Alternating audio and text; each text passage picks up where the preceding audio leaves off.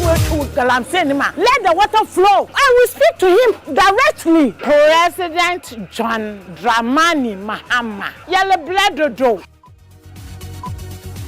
This bulletin is live on Joy 99.7 and Hit 103.9 FM here in Accra.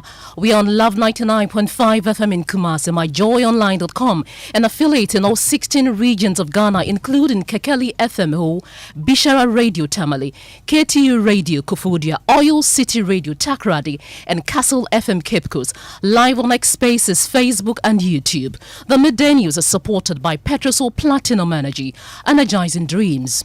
Our top stories: former Pandai MP Matthew Nyindam faces his reality today as he turns to the Supreme Court for relief after Parliament declared his seat vacant, effectively bringing his tenure as a legislator to an end. The Supreme Court has set the date on the 16th of December to listen to us. The rest is lawyers' matter. It is technical. I believe that I have a God, and everybody is destined in one way or the other. Wherever my destiny lands me, so be it. We have details, plus we'll go live to Parliament for more ahead of today's sitting. Also, as the Otumfuo-led mediation committee prepares to present its report on the Bawku conflict on Thursday, the People's National Convention is calling for all political parties to be included in the presentation. This will give it a national character because we know that this conflict in Bawku, you cannot sweep it under the carpet without saying that it has any political interference or political interest. President John Mahama is raising concerns about Ghana's readiness to tackle non-communicable diseases, revealing that major health facilities in Accra and Kumasi lack the necessary equipment to diagnose and treat these conditions. We'll also bring you details of the president's pledge to expand support to private hospitals through the Ghana Medical Trust Fund under the Mahama Cares policy. We also have sports. Ghana's Black Stars are set to face South Africa as the 2026 World Cup preparations continue. And a bit later, Ghana Police Service says it will use diplomatic channels to secure the cooperation of the American woman who alleges she was kidnapped and robbed by some police officers while in Accra. These and more with me, Pearl Ofori. This is Joy News, independent, fearless and credible.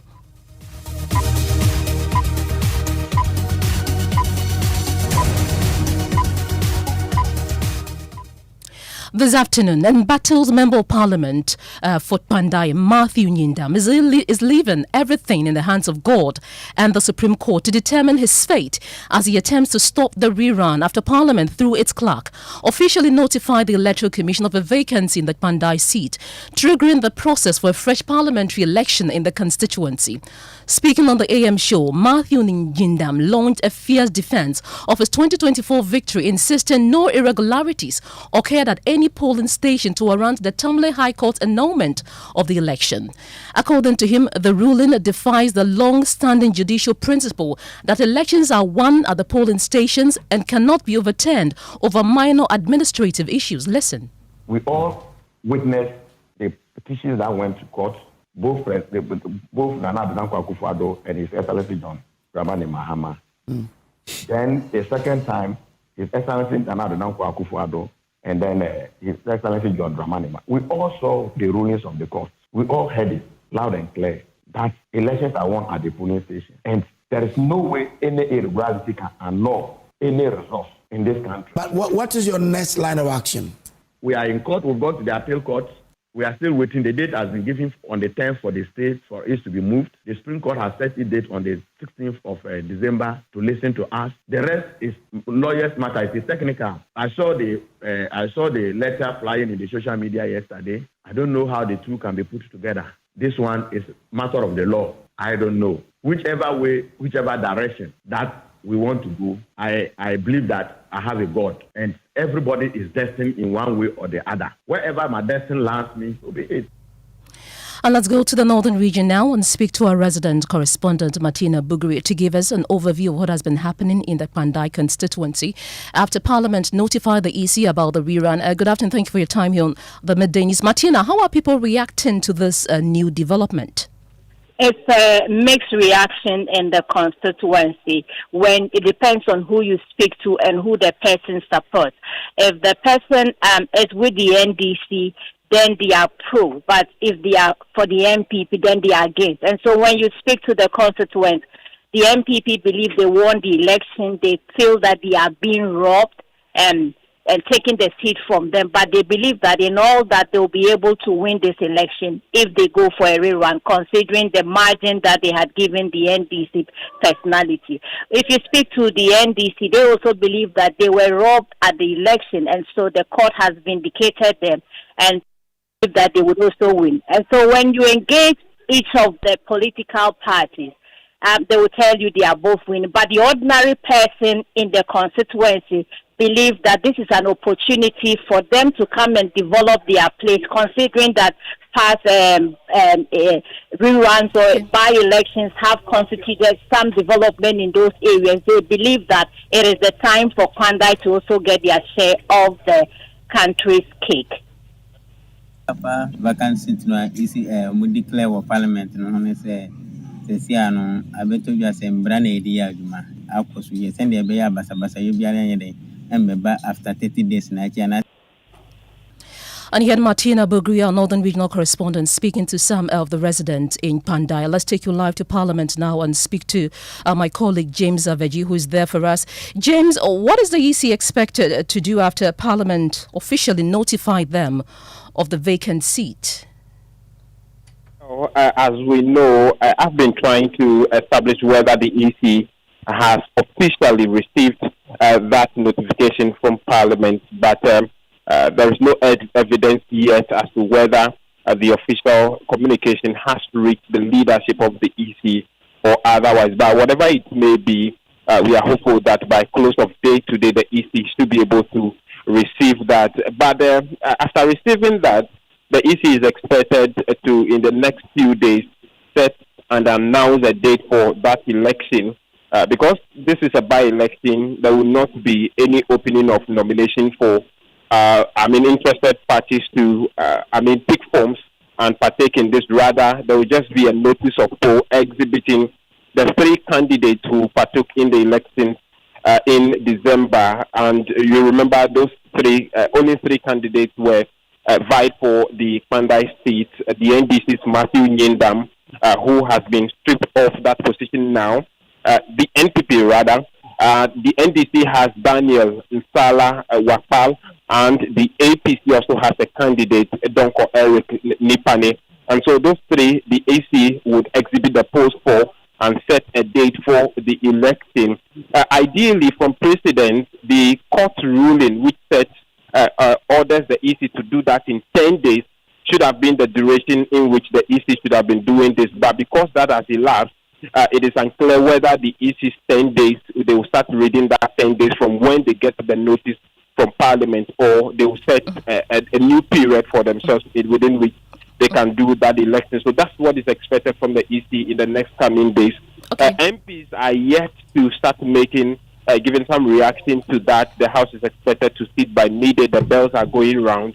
And a few of them, I counted about 2 before we went on air, are on the floor. We are expecting more reaction, a long day in Parliament here as far as that seat contention is a matter of interest for today's sitting.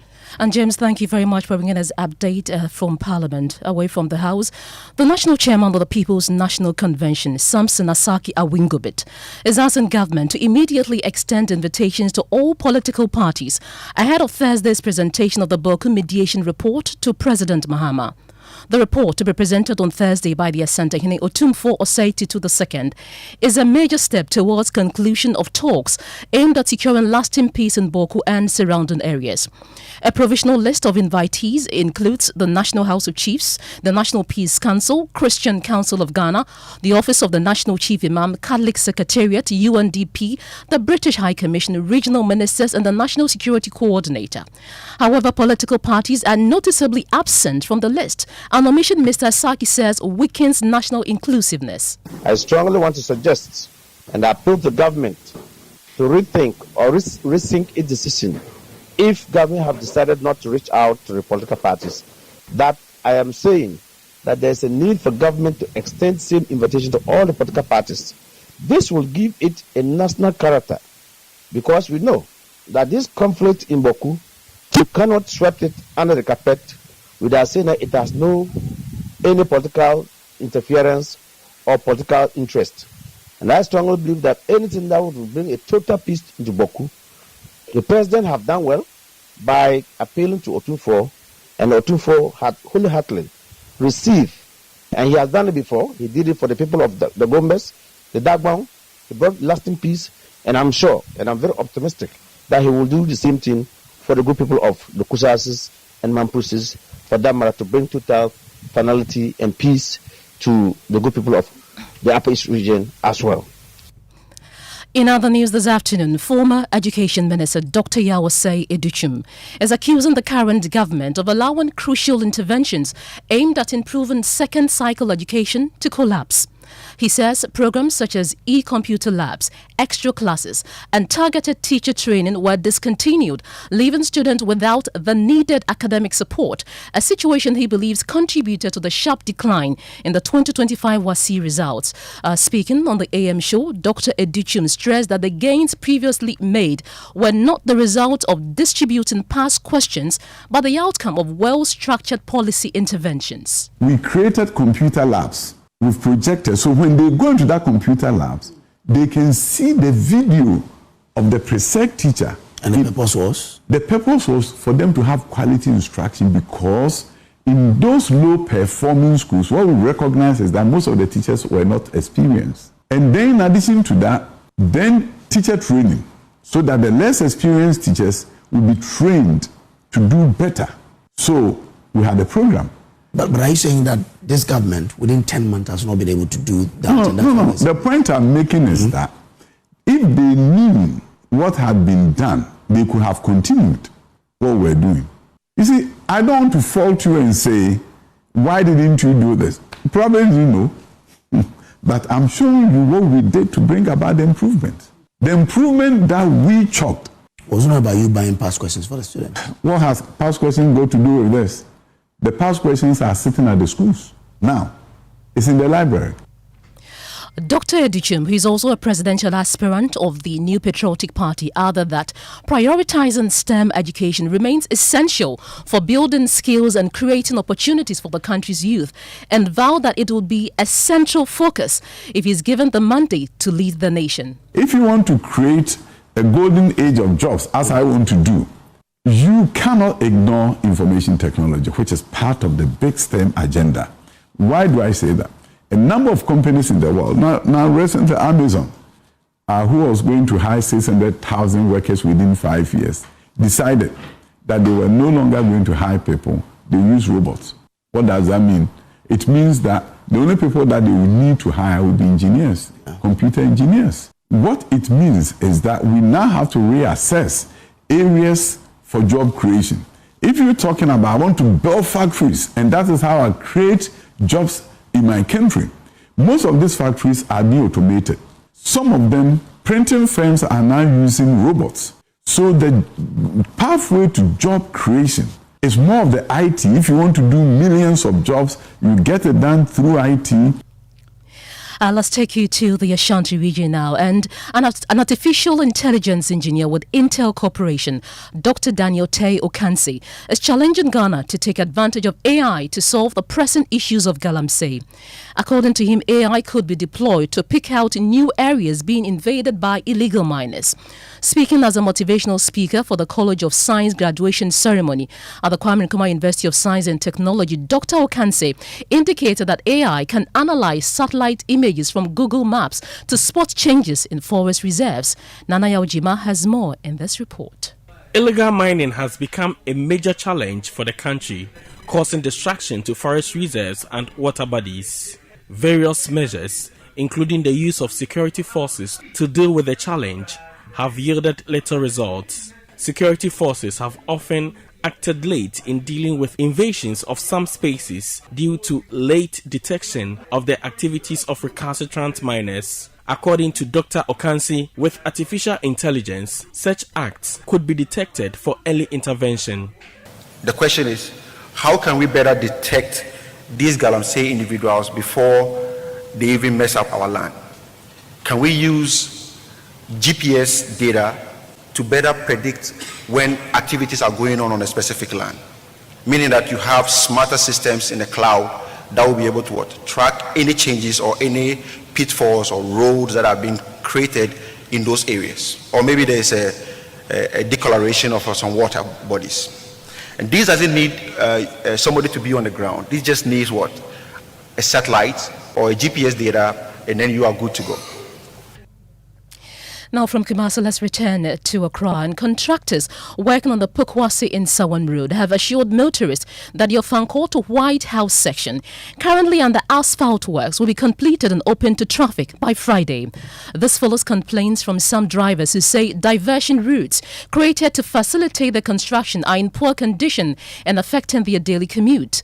Lead project manager at Maripoma Enterprise Limited, engineer Abdullah Mahama, says the team is fast-tracking work to ease congestion. He's also been providing updates on the overall progress of the project. My colleague Noella Karen-Yale has more in this report. Ongoing construction works on portions of the Pokwasi and Sawam Road continue to affect movement for motorists as contractors redirect traffic to alternative route to facilitate asphalt laying on the main stretch. But some of the diversion routes are in poor condition, forcing drivers to endure rough terrain and prolonged travel times. Diversion The diversion they've created is forcing us onto an unmotorable road and is affecting our cars. We appreciate the work being done, but we are pleading with the contractors to speed up the process. We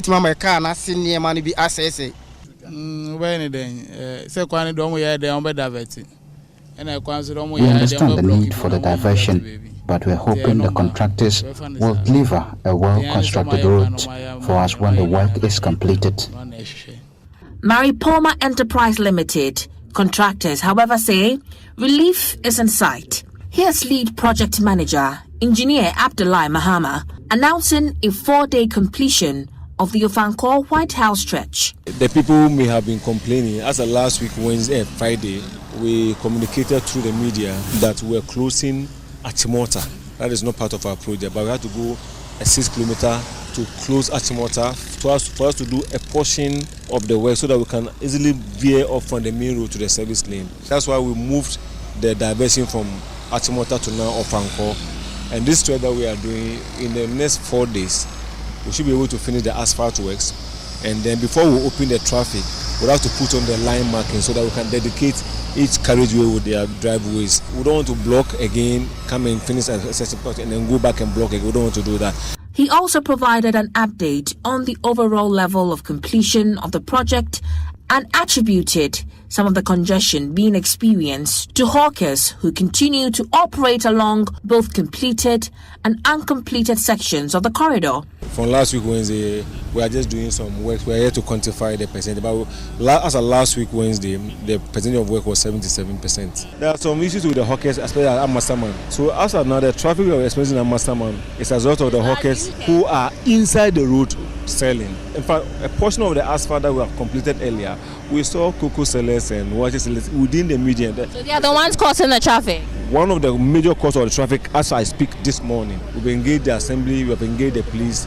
They are doing their part. Inside the completed road or the yet to be completed road? A portion of the completed road and the largely portion that has not been completed, especially at Masaman Street. The Pokwasi and Sawam Road rehabilitation forms part of the broader N6 upgrade aimed at improving access between Accra and the Eastern Corridor. While progress is visible, motorists say they hope the promised timelines are met to reduce the strain on commuters and restore full mobility along the stretch. Noella Karen-Yale, Joy News. You're still listening to the Midday News here on Joy 99.7 FM. Still ahead in the bulletin, Ghana Police Service says it will use diplomatic channels to secure the cooperation of the American woman who alleges she was kidnapped and robbed by some police officers while in Accra. We have details of the story, including sports, after this break. When I wake up in the morning, I brush my teeth with Kale Charcoal toothpaste. This gives me confidence all day. Anytime you meet Amma, don't be surprised I smile showing my beautiful white teeth because I don't have cavity thanks to Kale Charcoal toothpaste for its natural charcoal properties. In fact, we are like twins. I can't go without my Kale Charcoal toothpaste. That be why I dey use Kale Charcoal toothpaste morning and night when I dey go bed safe. It dey make my teeth white when it dey comot every scent from my mouth inside. My confidence level dey go up, so I dey show my 32 teeth all. Introducing the Kale Charcoal toothpaste, formulated with activated bamboo charcoal powder, ensures whiter teeth and removes bad breath. The strong natural property of the activated bamboo charcoal removes bacteria, absorbs surface stains on our teeth caused by coffee, wines, and tobacco. Welcome, Kale Charcoal toothpaste. Kale Charcoal toothpaste, Sankofa Yenchi. Kale, happy smile. This advert is FDA approved. Dear Santa, I don't want a lot this holiday. All I want this holiday is on DSTV, so I can watch all my favorite kids shows on Cartoon Network, Nick Jr. and Nicktoons. Also, Daddy can watch all his football games, and Mommy can watch all her telenovelas. Ho ho ho! No Bronya Kuko this Christmas. Get yourself or gift that special person a DSTV decoder as a Christmas gift today at 89 Ghana cedis. DSTV, your home of entertainment.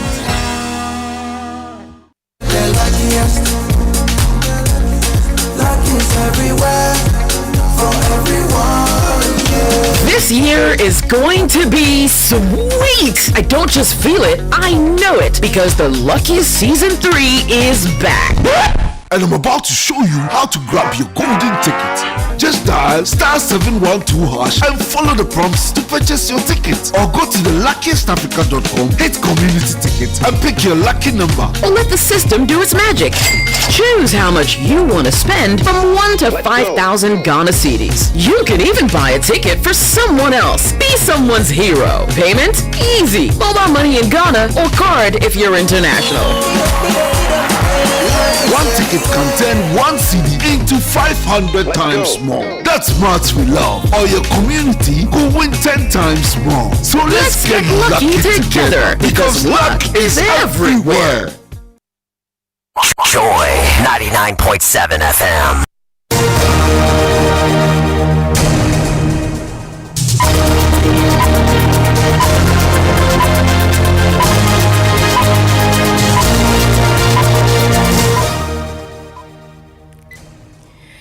And you're welcome back to the Midday News. Thanks for staying with us. It's time for sports. Mubarak is here. You have some news on the Black Stars, right? Yes, but the Black Stars will take on South Africa's Bafana on the 16th of December in a friendly at a venue yet to be confirmed. Now, head coach Otuado is expected to use the match to assess his squad ahead of the 2026 FIFA World Cup. Ghana has been paired with England, Croatia, and Panama in Group L. Meanwhile, the match is South Africa's final game ahead of the AFCON, which begins on the 21st of December. The Bafana are drawn in Group B alongside Egypt, Angola, and Zimbabwe. The Black Stars, they did not qualify for the AFCON for the first time since 2004. Back to you, Pearl. Thank you very much, Mubarak, for bringing us the latest in the world of sport. You're listening to the Midday News. You're enjoying 99.7. We have some news just coming in, and Joy News editor Fred Smith joins me in the studio with that. Fred, please, what are we learning? Well, we're monitoring the Nigerian media, and what we're hearing is that ECOWAS has just declared a state of emergency in the ECOWAS region. There are we don't have much details of this, but the Nigerian newspapers are saying that there's an ECOWAS security meeting taking place in Abuja, and they've just declared a state of emergency in the entire region. So we've been speaking to Mukhtar Mohammed. He's a security analyst. Good afternoon. Thank you for your time here on the Midday News. Hello, good afternoon to you, and good afternoon to your listeners. I just want to get your initial reaction to the news we are just receiving. Well, what would you expect from ECOWAS at this defining moment when they have an opportunity to really exert control and their capacity to ensure safety, regional security, and protect democracy in particular. This is a huge opportunity that ECOWAS, needs to utilize to ensure and communicate that they are fully in charge of regional security, and that the mantra of zero tolerance for coup or military style leadership makes meaning. If you listen to the statement of Mr. Toure, who is the president of the Electoral Commission, among other things, he talked about protecting democracy. And he talks about the imperativeness or the imperative of serious introspection on the future of democracy within the sub-region, and the urgent need to invest in the security of the community. So those things, underpin the action that they have taken to ensure that they guarantee that the coup situation does not succeed in Benin. Mr. Mukhtar, just want to find out briefly from you. Do you think there's a particular situation in West Africa that will overrun such an action? At the moment, not, I wouldn't say that there's a situation that overruns that. And I think that you mean the fact that ECOWAS as a regional body imposing or declaring a state of emergency in, another or member country. It is in the greater interest of the security of not only Benin, but also of the entire West African space. And I think that it is something everybody would want to see, that we are in a situation that, we can describe as safe. And what will this really mean for the individual states within ECOWAS? We all sign up to protocols, and we are bounded, we are bound by those protocols when it comes to common regional security concerns. And of course, countries minded by the right to self-determination and the idea of, the sovereignty of this nation. And so nobody will be happy to see external, interference in their own domestic affairs. But when it comes to greater common concerns like regional security, these are things that we would have to have goodwill for and ensure that we build common security, along the interests of the greater majority of the population. Mukhtar Mamune, he's a security analyst. Thank you so much for sharing your insight with us on this developing story, which is breaking now. Now let's move on to other stories now. And the Ghana Police Service says it is working through diplomatic channels to secure the cooperation of an American woman who posted a viral video alleging she was kidnapped and robbed by persons she claimed were police officers. In a statement, the police says its preliminary investigation reveals that the alleged victim made the video at a hotel in Accra before departing the country last Friday. Joining me in the studio with more on this is my colleague Collins Frimpong. Collins, what are the other details of the police statement? So, according to the statement signed by the CID, public relations officer, the investigations also confirmed that they checked out of the hotel on December 5th, 2025, and checks at the Kotoka International Airport also disclosed that she left Ghana on the same day. Police subsequently contacted the alleged victim to assist the investigation. She indicated to the police that she was out of the country and she could not get the names of the alleged officers nor the number plates of the vehicles they were using. The police further requested for the contact details of her friend in Ghana, who she said was with her during the time of the incident. She, however, stated that her friend does not want to be involved in the investigation.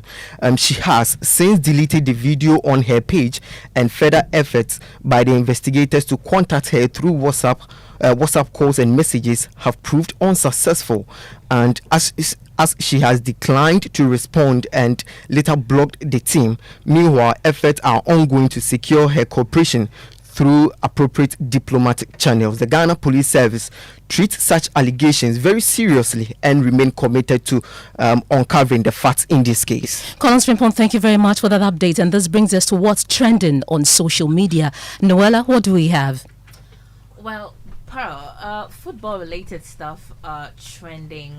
Mo Salah is trending. Apparently, he lashed out at his club, Liverpool FC, and head coach Onslaught for saying, actually criticizing them for handling, for the old way of handling him, implying that the club has broken promises to him. I don't really know a lot about football, I have to admit, but that's what's trending. And I know that one of Liverpool's legend, Carragher, has lashed out at him. Apparently, he, in an 8-minute rant, lashed out at Mo Salah. So that's generating a lot of conversation on X, and I thought I should let you know. Thank you so much, Noella, for that. And Mubarak says I should tell you he would give you some lessons in football, Noella. And that's how we end at the Midday News. My name is Ofori. Good afternoon, and thank you for your time. We'll leave you with this.